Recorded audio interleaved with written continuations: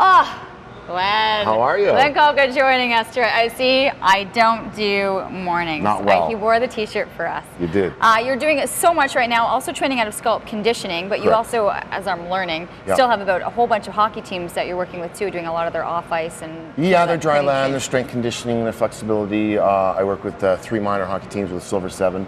And then I go out to Kempville for a AAA minor team out there as well. So it's too bad that you're not in shape though, because they must look at you and go, I don't want to really look like that. Well, you kind of got to look the part, you know. I mean, if you're an accountant, you better be able to count. You can't pinch anything off of this body. Well, that's the goal. Keep the body fat low. And I think you're doing that with a lot of the other clients that you're training as well. But the focus that we're looking on right now is almost, you have focus as an athlete, but people need to realize the focus visualization, what they're doing when they're at the gym. Very much so, Leanne, and it gets to the point now, especially when the multi-movements and circuit seems to be the way that everybody's is going.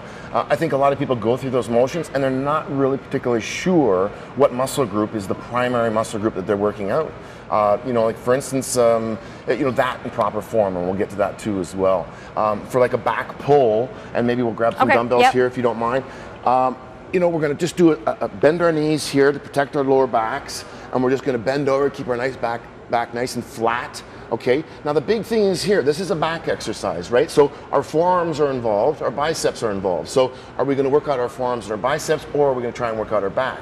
Obviously, we want our back. So what I do is you want to make sure you pull with your elbow rather than your forearm or your bicep. Okay, I'm going to have you turn around a little bit to face so they get a better angle. Okay, absolutely. Yeah. So what we're doing here is that when we pull, instead of using my forearm and bicep as much, I'm pulling with my elbow and using my shoulder blade to squeeze that back, and that isolates the back itself. So you see a lot of people pulling with the bicep, using the forearm, and they're not actually going right through the back. And they're not touching their back at all. And back is one of the exercises that I had the longest time visualizing. Now, I'm a bit of a freak, so when I visualize things, I see things like my body has saran wrap around my muscles. So I can actually see in my mind the visualization of the muscle group that I'm working out. So that really helps a lot. So I really work on that with a lot of my clients because, as I said, they step up, and if we're doing, for instance, a squat into a bicep curl and into a press, a lot of muscles groups are being worked out in that multi-movement. So do you have them focus on it each individually? So absolutely. That's your squat for your legs,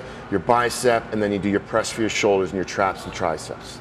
Exactly. But knowing that is the big thing so that you can actually focus on those areas. Another thing you wanted people to understand is, and I like covering this on Today's the Day also, is tempo right now and how important that really is. Absolutely. For instance, this, very easy to do.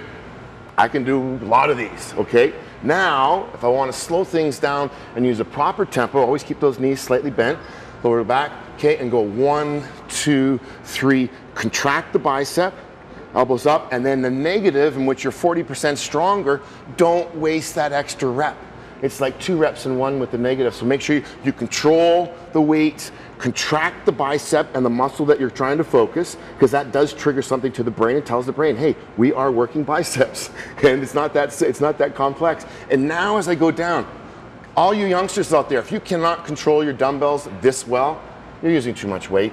And that's the #1 thing too as well. When they go with speed, they use their body weight. Speed makes it easier, which in turn makes it less of a workout. It's not that cool to just try to look like you're lifting as much weight as possible. Well, slow down, because then, but then you know that you're actually working. You're educated as you're working out too. Absolutely, absolutely. And you went really high on those biceps. Was that a different way of? I do, because here again, if we're talking about form, I can do a lot more weight just by pulling the bicep curl up close to my body, Leanne. If I push this weight out, watch this, push it out, and then raise my bicep and then contract here, far more difficult.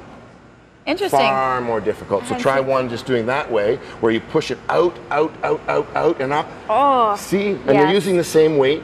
You don't have to necessarily use a heavier weight, so the danger factors, injury factors are cut down to almost minimum. Awesome. We're going to have another segment with Glenn in just a little bit, but we want a final look at the forecast right now with Jeff Hopper.